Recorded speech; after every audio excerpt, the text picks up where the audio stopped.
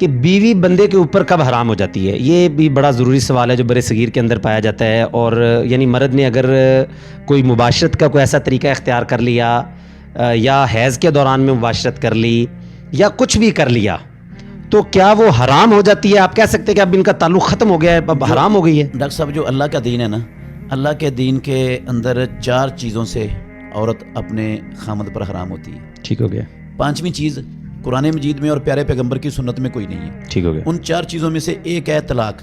ٹھیک ہو گیا. خامد نے طلاق دے دی اور عورت کی عدت پوری ہو گئی. ٹھیک ہو گیا. طلاق کی عدت کے اندر رجوع نہیں ہوا، جب عدت مکمل ہو گئی تو وہ عورت اس پر حرام ہو گئی. ٹھیک ہو گیا. نمبر 2 ہے خلا. عورت فیملی کورٹ جا کر خلا کر لیتی ہے. ٹھیک ہو گیا. جب خلے کی ڈگری جاری ہو جائے گی، نکاح ان کا ختم ہے اور وہ اس پر حرام ہو گئی. تیسری چیز ہے لیان. ٹھیک ہے. لیان کا مطلب یہ ہوتا ہے کہ خامد نے اپنی بیوی پر بدکاری کی تہمت لگائی ہے لیکن اس کے پاس 4 گواہ نہیں ہے، تو ایسی صورت میں لیان ہوتا ہے 5 قسمیں خامد اٹھاتا ہے. ٹھیک ہے. اور 5 قسمیں عورت اٹھاتی ہے. 4 قسمیں خامد اس طرح اٹھاتا ہے کہ میں اللہ کی قسم اٹھا کے کہتا ہوں کہ میں سچا ہوں اور یہ جھوٹی ہے، اور 5ویں قسم اٹھا کر کہتا ہے کہ اگر میں جھوٹا ہوں اور یہ سچی ہو مجھ پر اللہ کا غضب اور اللہ کی لعنت نازل ہو. ٹھیک ہو گیا. پھر اسی طرح عورت 5 قسمیں اٹھاتی ہے.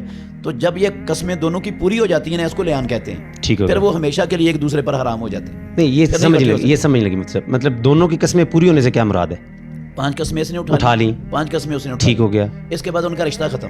یعنی اب وہ بدکاری بشک تھی یا نہیں تھی، رشتہ ختم ہو گیا. رشتہ ختم ہو گیا، یعنی وہ ہمیشہ کے لیے حرام ہو گئی، رجوع نہیں ہو سکتا. رجوع نہیں ہو سکتا. ٹھیک ہے. اور کچھ بھی نہیں ہو سکتا. چوتھی صورت، آخری صورت ہے کہ زوجین میں سے دونوں میں سے کوئی ایک مرتد ہو جائے.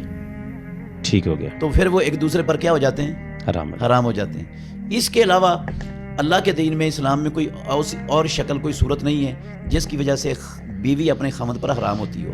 رہا حیض کی حالت میں بیوی سے مباشرت کرنا یا قوم لوط والا عمل کرنا اپنی بیوی سے، یہ کبیرہ گناہ ضرور ہے، سنگین جرم ہے، کبیرہ گناہ ہے، حرام ہے اسلام کے اندر، لیکن اس سے بندہ دائرہ اسلام سے خارج نہیں ہوتا، مرتد نہیں ہوتا.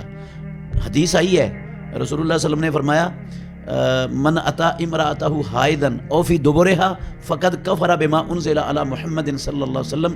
جو اپنی بیوی سے حیض کی حالت میں آیا یا اس کی دبر میں آیا، قوم لوط والا عمل کیا، اس نے کفر کیا اس چیز کے ساتھ جو اللہ نے محمد الرسول اللہ صلی اللہ علیہ وسلم پر اتارا ہے. تو یہ جو کفر کا لفظ رسول اللہ صلی اللہ علیہ وسلم نے بولا ہے، یہ کفر دونا کفر ہے، یہ کفر مخرج من الملہ نہیں ہے. ٹھیک ہو گیا. یہ اسی طرح کا ہے جس طرح رسول اللہ صلی اللہ علیہ وسلم نے فرمایا سباب المسلم فسوق و قتالہ کفر.